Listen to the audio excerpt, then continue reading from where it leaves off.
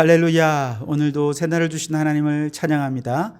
오늘도 주님과 함께 말씀과 함께 믿음의 승리자로 살아가는 이 하루가 되시기 바랍니다. 오늘은 히브리서 3장 7절에서 19절까지 좀 긴 본문이지만 제가 봉독해 드리겠습니다. 그러므로 성령이 이르신 바와 같이 오늘 너희가 그의 음성을 듣거든 광야에서 시험하던 날에 거역하던 것 같이 너희 마음을 완고하게 하지 말라. 거기서 너희 열조가 나를 시험하여 증험하고 40년 동안 나의 행사를 보았느니라. 그러므로 내가 이 세대에게 노하여 이르기를 그들이 항상 마음이 미혹되어 내 길을 알지 못하는도다 하였고, 내가 노하여 맹세한 바와 같이 그들은 내 안식에 들어오지 못하리라 하였다 하였느니라. 형제들아, 너희는 삼가 혹 너희 중에 누가 믿지 아니하는 악한 마음을 품고 살아계신 하나님에게서 떨어질까 조심할 것이요, 오직 오늘이라 일컫는 동안에 매일 피차 권면하여 너희 중에 누구든지 죄의 유혹으로 완고하게 되지 않도록 하라. 우리가 시작할 때에 확신한 것을 끝까지 견고히 잡고 있으면 그리스도와 함께 참여한 자가 되리라. 성경에 일렀으되 오늘 너희가 그의 음성을 듣거든 경노하게 하시던 것 같이 너희 마음을 완고하게 하지 말라 하였으니, 듣고 경노하게 하시던 자가 누구냐? 모세를 따라 애굽에서 나온 모든 사람이 아니냐? 또 하나님이 40년 동안 누구에게 노하셨느냐? 그들의 시체가 광야에 엎드러진 범죄한 자들에게가 아니냐? 또 하나님이 누구에게 맹세하사 그의 안식에 들어오지 못하리라 하셨느냐? 곧 순종하지 아니하던 자들에게가 아니냐? 이로보건대 그들이 믿지 아니함으로 능히 들어가지 못한 것이라. 아멘. 우리 계속해서 이 3장에서 모세보다 우월하신 예수 그리스도에 대해 살피고 있는데요. 모세보다 우월하신 예수님은, 모세는 하나님의 집에 종으로서 신실했지만 예수님은 하나님의 집에 아들로서 신실하셨음을 우리가 함께 나누었죠. 그리고 예수님은 하나님께 상속받을 자신의 집을 위해 신실하셨죠. 그런데 우리도 예수님을 믿고 하나님의 자녀가 되었고 하나님의 기업이요 하나님의 상속자가 되었으니 이제 우리도 하나님의 집을 짓는 일에 예수님처럼 신실한 자가 되어야 하는 것이죠. 우리의 마음에 하나님의 집을 짓고 우리의 가정에 하나님이 거주하시는 하나님의 집을 이루고 교회와 이 세상 가운데 하나님의 주인 되시는 하나님의 집, 하나님의 나라를 짓는 것, 그것은 이제 아버지와 함께 영원히 살 집을 짓는 것이기에 우리는 어떤 상황 속에서도 이 소망의 확신과 자랑을 부여잡고 아버지 집을 짓는 일에 끝까지 헌신해야 한다라고 말씀을 드렸습니다. 자, 오늘 본문에서는 이제 하나님의 집을 짓는 자녀로서 그 소망의 확신을 끝까지 붙잡으면 하나님의 집에서 영원한 안식에 들어가게 될 것을 얘기해 주고 계신데요. 그 전에 먼저 7절에서 11절까지 구약의 시편 95편의 말씀을 인용하면서 출애굽 1세대 이스라엘의 선조들이 40년간 광야의 길을 걸으면서 끊임없이 하나님을 의심하고 시험하다가 하나님을 노엽게 했고 결국 저 가나안 하나님의 안식에 들어가지 못하게 되었다 하는 이야기를 들려주고 있습니다. 하나님의 안식에는 두 가지 안식이 있는데요. 첫째는 이스라엘 백성들이 육신적으로 쉼을 얻을 젖과 꿀이 흐르는 가나안 땅에 들어가는 것을 의미하는 거였죠. 그래서 광야의 세월 동안 수고하고 괴로워하고 힘들어했던 그 모든 시간을 지나 가나안 복지에 안착하는 것, 이것이 하나님이 예비해 두신 안식으로 들어가는 것이었습니다. 두 번째 안식은 영원한 안식이지요. 그 나라에는 더 이상 눈물과 탄식과 고통과 죽음이 없는 영원한 안식입니다. 저 천국에 들어가는 것이죠. 그래서 저 천국에서는 오직 영광과 행복과 즐거움이 가득하기에 그곳에는 참된 안식이 있는 것입니다. 문제는 출애굽 1세대 선조들은 끊임없이 그 마음을 완고하게 했고 하나님께 불순종했고 하나님을 의심하고 원망하고 불평하면서 하나님을 시험하다가 결국 하나님의 안식에 들어가지 못했고 더 나아가 영원한 안식인 천국에도 들어가지 못하고 말았다. 그 얘기를 하고 있습니다. 이런 과거 선조들의 예를 들면서 히브리서 저자는 지금 이렇게 권면합니다. 12절 말씀에 형제들아 너희는 삼가 혹 너희 중에 누가 믿지 아니하는 악한 마음을 품고 살아계신 하나님에게서 떨어질까 조심할 것이요 라고 말씀하시죠.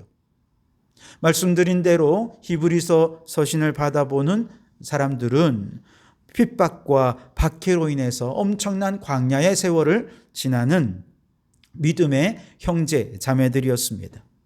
모세보다 우월하신 예수님께서 우리를 위하여 집을 예비하고 계신다. 이 사실을 믿으면 저 영원한 천국에 들어가겠지만 믿지 않고 불순종하고 이 광야의 세월 환난과 핍박 겪으면서 예수님을 믿고 내가 더 문제가 생겼어.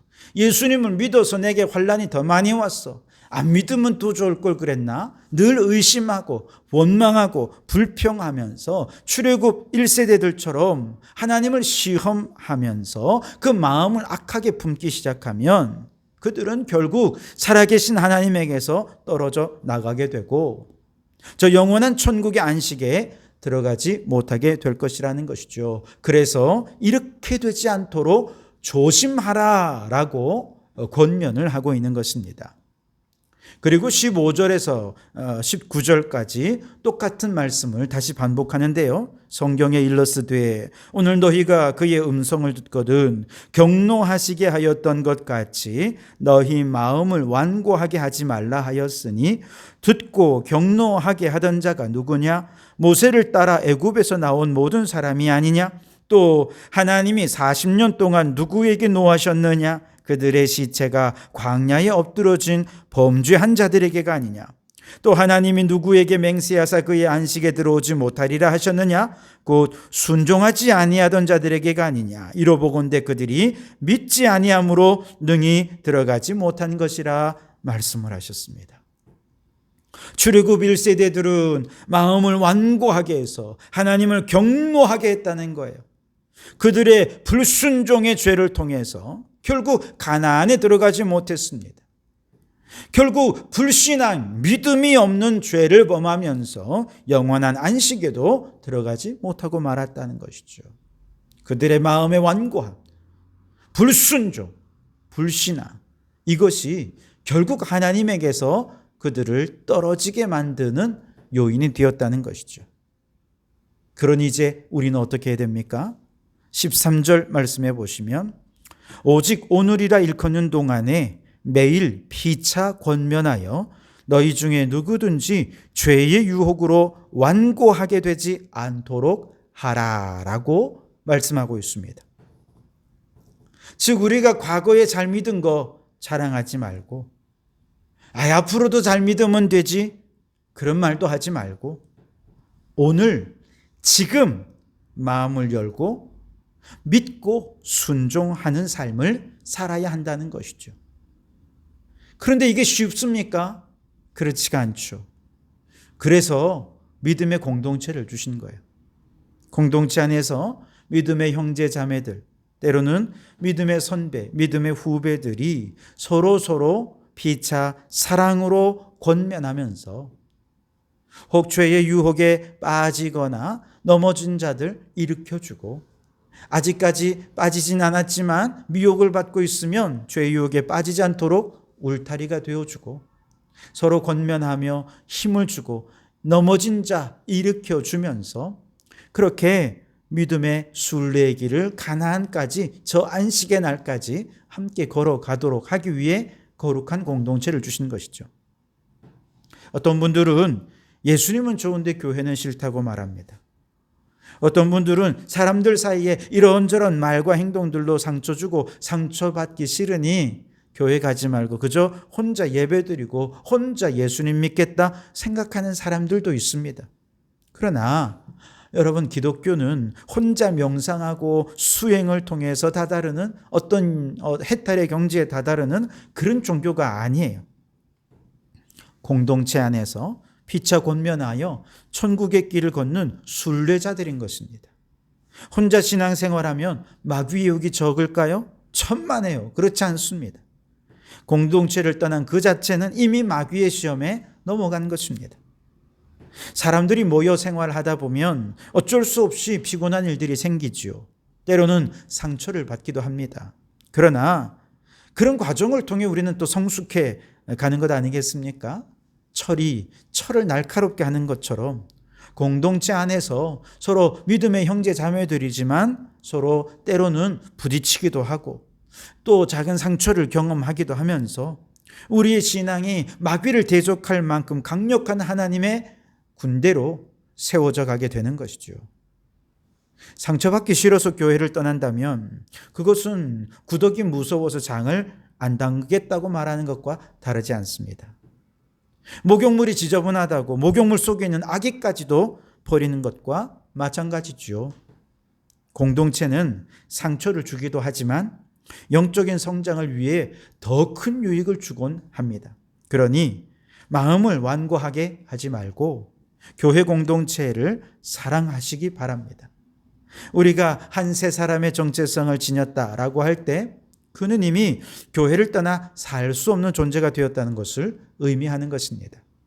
교회 안에서 피차 사랑으로 권면하고 때로는 권면을 받아들이기도 하면서 우리가 받고 있는 죄의 유혹이 무엇인지 분별하고 그 유혹에 빠지지 않도록 서로 돕고 섬기면서 함께 천국길 가는 순례자들이 다 되실 수 있길 바랍니다.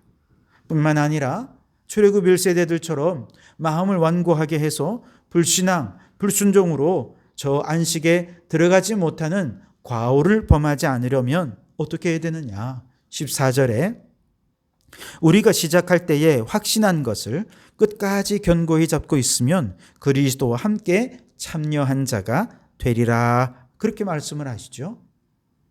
우리가 예수님을 믿을 때 믿었기에 천국을 소망한 것 아니겠습니까? 믿었기에 하나님의 자녀가 된 것이죠. 그런데 이 처음에 믿을 때 우리의 신앙이 처음부터 확고한 믿음 위에 있어야 된다는 것이죠. 많은 분들은 아직 잘 모르니까 믿음도 약해요. 잘 모르겠습니다. 내 믿음도 이게 차츰차츰 성장하겠죠. 물론 그리스도의 장수형 분량까지 계속 성장해 가야 되겠지만 믿음의 핵심에 있어서는 우리는 분명해야 됩니다. 처음부터 시작할 때부터 기초를 잘 놓아야 그 위에 튼튼한 집이 지어지는 거겠죠. 기초를 잘못 놓고 그 위에 집을 쌓기 시작하면 바람이 불고 창수가 나면 무너져 버리게 되는 것입니다. 그러니 우리는 처음 믿기 시작할 때부터 확실한 신앙을 가지고 예수 구원, 예수 천당에 흔들림 없는 믿음으로 든든히 서야 하는 것입니다. 그러면 오늘 말씀에는 이렇게 되면 어떻게 되느냐, 마지막에 그리스도와 함께 참여한 자가 되리라 라고 약속해 주셨습니다. 주님과 함께 저 영원한 천국 아버지 집에 들어가서 하나님의 나라를 유업으로 상속받는 복을 누리게 될 것이라 약속해 주신 것이죠. 여러분, 출애굽 1세대들의 과오를 반복하지 마시기 바랍니다.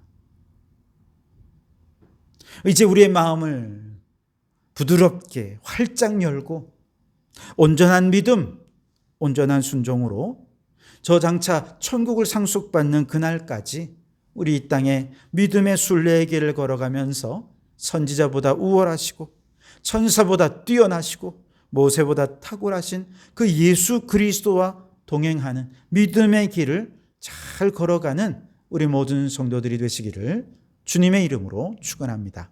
기도하겠습니다. 하나님 아버지, 그렇습니다.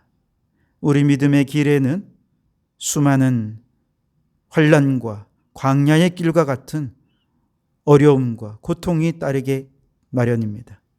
그러나 출애굽 1세대들은 그 광야의 길에서 마음을 완고하게 했고 불순종했고 불신앙으로 인해 결국 가나안의 안식에 들어가지 못하고 말았습니다. 우리는 그래서는 안 되겠습니다. 그래서 공동체를 주셨습니다. 믿음의 공동체 안에서 서로를 격려하면서 이 믿음의 순례의 길을 끝까지 잘 걸어가는 아름다운 공동체가 되게 해 주옵소서. 기초를 튼튼히 하여 믿음의 집을 지어가기를 원합니다. 처음부터 굳게 붙잡은 이 확신이 마지막 끝까지 이어질 수 있도록 주님 도와 주시옵소서. 예수님 이름으로 기도하옵나이다. 아멘.